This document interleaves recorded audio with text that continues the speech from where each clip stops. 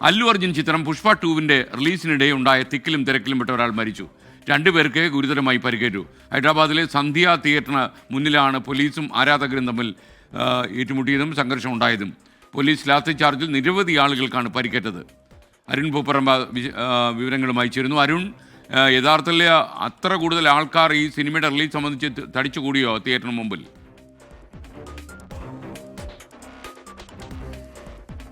എസ്കെൻ, good morning. നമുക്ക് പൊതുവെ അറിയുന്നത് പോലെ തന്നെ ഈ ഹൈദരാബാദിലൊക്കെ ഈ സൂപ്പർ സ്റ്റാർ പടങ്ങൾക്ക് വലിയ ആവേശം എപ്പോഴും ഉണ്ടാകാറുണ്ട്. എല്ലാ സിനിമകളും ഈ സൂപ്പർ സ്റ്റാർ സിനിമകൾ റിലീസ് ചെയ്യുന്ന ഘട്ടത്തിൽ അവിടെ ഈ വലിയ ആരാധകരുടെ സാന്നിധ്യവും ഈ പുലർച്ചെ തന്നെ ഷോകളും പ്രീമിയർ ഷോകളൊക്കെ ഉണ്ടാവുകയും വലിയ ആവേശം ഉണ്ടാവുകയും ചെയ്യുന്നതാണ്.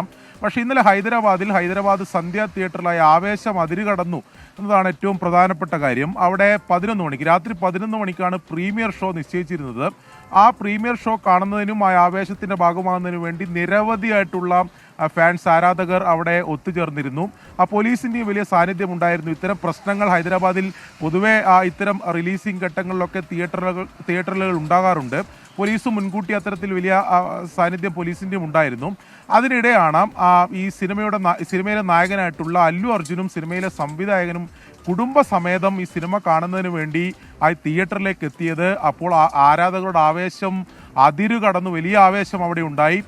ആരാധകർ ഈ തിയേറ്ററിലേക്ക് ഇരച്ചു കയറുന്ന സാഹചര്യം ഉണ്ടായി. അതിൻ്റെ ദൃശ്യങ്ങളൊക്കെ പുറത്തു വന്നിട്ടുണ്ട്. പോലീസിനെ നിയന്ത്രിക്കാൻ കഴിയാത്ത സാഹചര്യമുണ്ടായി. അതിരുകടന്ന ആവേശത്തിലേക്ക് പോയി. അങ്ങനെയാണ് പോലീസ് ഇത് നിയന്ത്രിക്കുന്നതിന് വേണ്ടി ലാത്തി വീശിയത്. ലാത്തി വീശിയ ഘട്ടത്തിൽ പോലീസും ആരാധകരും തമ്മിൽ ഏറ്റുമുട്ടുന്ന സാഹചര്യമുണ്ടായി.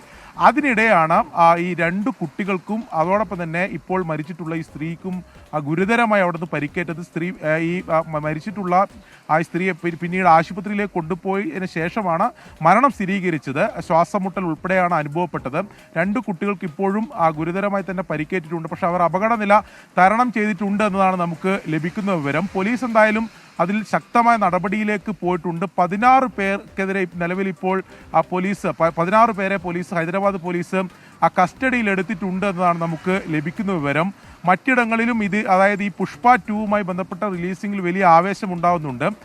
കർണാടകയിലും അതോടൊപ്പം തന്നെ ആന്ധ്രാപ്രദേശിലൊക്കെ ഈ പുലർച്ചെയുള്ള ഷോകളൊക്കെ നിശ്ചയിച്ചിരുന്നു. പക്ഷേ പോലീസ് ഈ മുൻകരുതലിൻ്റെ ഭാഗമായി കർണാടകയിൽ പ്രത്യേകിച്ച് ബംഗളൂരുവിലൊക്കെ 3 മണിക്ക് നിശ്ചയിച്ചിരുന്ന ഫാൻസ് ഷോയൊക്കെ DGP തന്നെ നിർദ്ദേശം നൽകി. അത് 6 മണിക്ക് ശേഷം മാത്രമേ ഇതിൻ്റെ റിലീസിംഗ് ഷോ ഉണ്ടാകാൻ വേണ്ടി പാടുള്ളൂ എന്ന കർശന നിർദ്ദേശം നൽകിയതിനെ തുടർന്ന് 6 മണിക്ക് ശേഷം മാത്രമേ ഷോകളൊക്കെ ആരംഭിച്ചിട്ടുള്ളൂ. എന്തായാലും അതിര് കടന്ന ആവേശം അതൊരു വലിയ ദുരന്തത്തിലേക്ക് ഒരാളുടെ ജീവൻ നഷ്ടപ്പെടുന്ന സാഹചര്യത്തിലേക്ക് എത്തിച്ചു എന്നതാണ് ഹൈദരാബാദിൽ നിന്ന് പുറത്തു വന്ന വിവരം.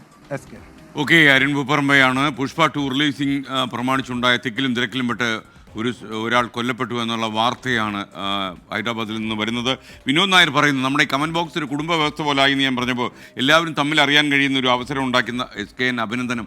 തീർച്ചയായിട്ടും നല്ല കാര്യമാണ് കേട്ടോ. നിങ്ങൾ തമ്മിൽ കാര്യം നമ്മൾ 24 കണക്ട് വഴി പ്രേക്ഷകർ നമ്മളും എല്ലാം ഒരു കുടുംബമായിട്ട് മാറാൻ ശ്രമിക്കുകയും ലോകമെമ്പാടുമുള്ള മലയാളികൾ 24 കണക്റ്റിൻ്റെ കുടക്കീഴിൽ കയറി പരസ്പരം സഹകരിക്കുകയും സഹായിക്കുകയും സ്നേഹിക്കുകയും ഒക്കെ ചെയ്യുന്ന ഒരു വ്യവസ്ഥയാണ് നമ്മൾ സ്വപ്നം കാണുന്നതും. അതിനുള്ള മുന്നോട്ടുള്ള യാത്രയിൽ തന്നെയാണ് ഈ കമൻറ്റ് ബോക്സിലെ ആളുകൾ ഒരു കുടുംബമായി പെരുമാറുന്നത്. അതോടൊപ്പം തന്നെ ഞാൻ കരുതിയിരിക്കണമെന്ന് ഈ കുടുംബ വ്യവസ്ഥയിലുള്ള ആൾക്കാരോട് പറയുകയാണ്. ഇതിൽ ചില പുഴുക്കുത്തുകൾ കയറി ചില ചൂഷണത്തിന് ശ്രമിക്കുന്നുണ്ട്. അവരെ നിങ്ങൾ കണ്ടെത്തി നിരുത്സാഹപ്പെടുത്തി ചവിട്ടി പുറത്താക്കുക.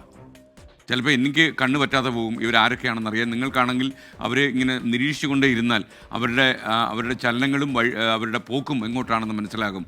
വഴിതെറ്റി പോകുന്ന ആൾക്കാരെ അപ്പോഴേ കൈയോടെ പിടിച്ച് പുറത്താക്കുക.